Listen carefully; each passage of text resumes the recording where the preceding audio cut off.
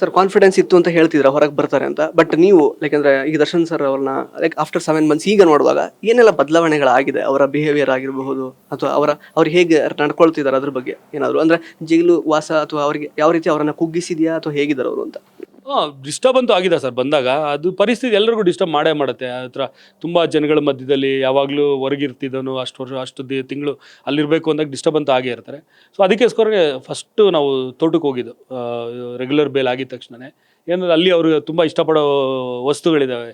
ಅವ್ರದ್ದು ಕುದುರೆಗಳಿದ್ದಾವೆ, ಅವ್ರದ್ದು ಹಸು ಇದೆ, ಕುರಿ ಇದೆ, ಪಕ್ಷಿಗಳಿದ್ದಾವೆ. ಸೊ ಅದ್ರ ಜೊತೆ ಇದ್ದಾಗ ಇದಾಗ್ತಾರೆ. ಆ್ಯಂಡ್ ಎಲ್ಲನೂ ನಾವೂ ಅದೇ ಅವ್ನಿಗೊಂಚೂರು ಖುಷಿ ಆಗಲಿ ಅಂತಲೇ ನಾವು ಎಲ್ಲ ಇಡೀ ಫ್ಯಾಮಿಲಿ, ನಮ್ಮ ಅಕ್ಕ ಭಾವ ಕಾರವಾರದಿಂದ ಬಂದರು, ನಾವು ಹೋದ್ವಿ, ನಮ್ಮ ಎಕ್ಸ್ಟೆಂಡೆಡ್ ಫ್ಯಾಮಿಲಿ ಬಂತು, ರಿಲೇಟಿವ್ಸ್ ಇದ್ದರು, ಫ್ರೆಂಡ್ಸ್ ಇದ್ದರು, ನಮ್ಮಮ್ಮ ಇದ್ದರು. ತುಂಬ ಖುಷಿಯಾಗಿದ್ವಿ. ಒಂದು 4 ಡೇಸ್ ಅಂತೂ ಮಜಾ ಇತ್ತು.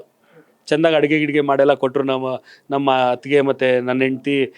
ಎಲ್ಲನೂ ನಮ್ಮಮ್ಮ ಚೇರಲ್ಲೇ ಕೂತ್ಕೊಂಡು ಎಲ್ಲ ಸೂಪರ್ವೈಸ್ ಮಾಡಿದ್ರು. ಚೆನ್ನಾಯಿತು. ಸರ್ ಕಾನ್ಫಿಡೆನ್ಸ್ ಇತ್ತು ಅಂತ ಹೇಳ್ತಿದ್ರ ಹೊರಗೆ ಬರ್ತಾರೆ ಅಂತ. ಬಟ್ ನೀವು ಲೈಕ್ ಅಂದ್ರೆ ಈಗ ದರ್ಶನ್ ಸರ್ ಅವ್ರನ್ನ ಲೈಕ್ ಆಫ್ಟರ್ 7 ಮಂತ್ಸ್ ಈಗ ನೋಡುವಾಗ ಏನೆಲ್ಲ ಬದಲಾವಣೆಗಳಾಗಿದೆ ಅವರ ಬಿಹೇವಿಯರ್ ಆಗಿರಬಹುದು ಅಥವಾ ಅವ್ರು ಹೇಗೆ ನಡ್ಕೊಳ್ತಿದ್ದಾರೆ ಅದ್ರ ಬಗ್ಗೆ ಏನಾದ್ರು ಅಂದ್ರೆ ಜೈಲು ವಾಸ ಅಥವಾ ಅವರಿಗೆ ಯಾವ ರೀತಿ ಅವರನ್ನ ಕುಗ್ಗಿಸಿದ್ಯಾ ಅಥವಾ ಹೇಗಿದ್ದಾರೆ ಅವರು ಅಂತ.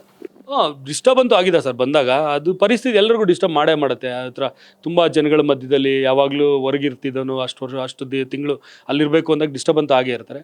ಸೊ ಅದಕ್ಕೋಸ್ಕರ ಫಸ್ಟು ನಾವು ತೋಟಕ್ಕೆ ಹೋಗಿದ್ದು ರೆಗ್ಯುಲರ್ ಬೇಲ್ ಆಗಿದ ತಕ್ಷಣವೇ. ಏನಂದ್ರೆ ಅಲ್ಲಿ ಅವರು ತುಂಬ ಇಷ್ಟಪಡೋ ವಸ್ತುಗಳಿದ್ದಾವೆ. ಅವ್ರದ್ದು ಕುದುರೆಗಳಿದ್ದಾವೆ, ಅವ್ರದ್ದು ಹಸು ಇದೆ, ಕುರಿ ಇದೆ, ಪಕ್ಷಿಗಳಿದ್ದಾವೆ. ಸೊ ಅದ್ರ ಜೊತೆ ಇದ್ದಾಗ ಇದಾಗ್ತಾರೆ. ಆ್ಯಂಡ್ ಎಲ್ಲನೂ ನಾವೂ ಅದೇ ಅವ್ನಿಗೊಂಚೂರು ಖುಷಿ ಆಗಲಿ ಅಂತಲೇ ನಾವು ಎಲ್ಲ ಇಡೀ ಫ್ಯಾಮಿಲಿ, ನಮ್ಮ ಅಕ್ಕ ಭಾವ ಕಾರವಾರದಿಂದ ಬಂದರು, ನಾವು ಹೋದ್ವಿ, ನಮ್ಮ ಎಕ್ಸ್ಟೆಂಡೆಡ್ ಫ್ಯಾಮಿಲಿ ಬಂತು, ರಿಲೇಟಿವ್ಸ್ ಇದ್ದರು, ಫ್ರೆಂಡ್ಸ್ ಇದ್ದರು, ನಮ್ಮಮ್ಮ ಇದ್ದರು. ತುಂಬ ಖುಷಿಯಾಗಿದ್ವಿ. ಒಂದು 4 ಡೇಸ್ ಅಂತೂ ಮಜಾ ಇತ್ತು.